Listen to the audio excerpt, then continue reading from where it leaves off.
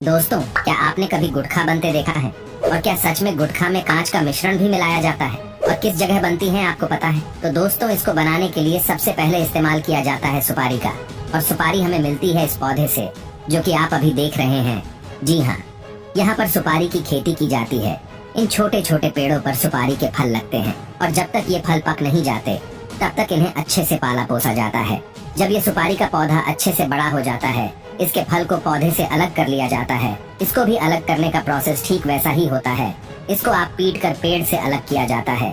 उसके बाद उसे कड़ी धूप में सूखने के लिए रख दिया जाता है। ऐसा करने की वजह ये होती है कि सुपारी के फल के अंदर जो नमी होती है वो निकल जाए और अच्छे से फल सूख जाए। जब यह सुपारी का फल सूख जाता है तब जाकर उसको महिलाओं के हवाले कर दिया जाता है, जो इस फल में से सुपारी का दाना निकालती है। आप देख सकते हैं कि कैसे महिलाएं अपने हाथों पर पट्टियां बांधकर इस फल में से उस दाने को निकाल रही है। वैसे तो ये काम बहुत ही तकनीक भरा है, जो कि जोखिम भरा भी है। तेज धार वाले हथियार की तरफ बिना देखे ये कैसे सुपारी को काटे जा रही है। अब इस सुपारी के दाने को बहुत ही गंदे और बेकार लाल रंग के केमिकल में उबाला जाएगा। ऐसा इसलिए किया जाता है क्योंकि कोई जब भी तम्बाकू खाए तो उसका मुंह तम्बाकू के रंग से लाल हो जाए। आपको बता दें कि इसको उबालने के लिए किसी और लकड़ी की नहीं बल्कि सुपारी की उस छाल का ही इस्तेमाल किया जाएगा जिससे ये निकला था। जब यह अच्छी तरह से केमिकल के साथ घुल मिल जाता है तब उसको सुखाने के लिए रख दिया जाता है। इसके बाद जब ये सूख जाता है तो उसके छोटे छोटे टुकड़े किए जाते हैं।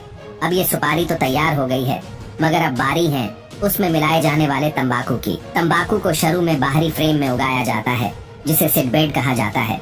गर्म इलाकों में यह फ्रेम गीली घास या एक कपास की चादर से ढके होते हैं। 8 से 10 सप्ताह के बाद जब तंबाकू के पेड़ लगभग 10 इंच के हो जाते हैं तो इन्हें खेतों में शिफ्ट कर दिया जाता है।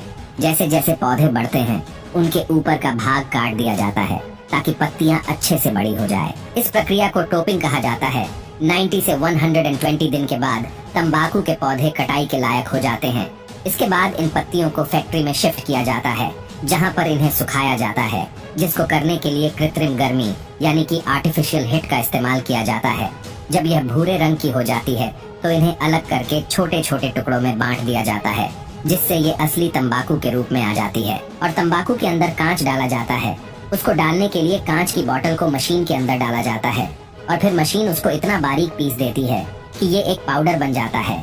इसको अगर आप अपने हाथ में उठाएंगे तो आपके हाथ को तो ये नहीं काटेगा, मगर हमारे मुंह के अंदर की स्किन थोड़ी सेंसिटिव होती है, इसलिए अगर कोई इसको तंबाकू के साथ चबाता है तो मुंह के अंदर से फट जाता है। और जब तंबाकू उस फटे हुए मुंह को लगता है तो हल्की सी जलन का एहसास होता है और इसके बाद तंबाकू का नशा और तेजी से चढ़ता है। इसके बाद सुपारी के मिश्रण और तंबाकू के पदार्थ को कथा पान मसाला के साथ एक कांच का पाउडर मिलाकर मशीन के अंदर डाल दिया जाता है। फिर इन्हें पैकेजिंग के लिए भेज दिया जाता है और छोटे छोटे पैकेट्स में रैप किया जाता है।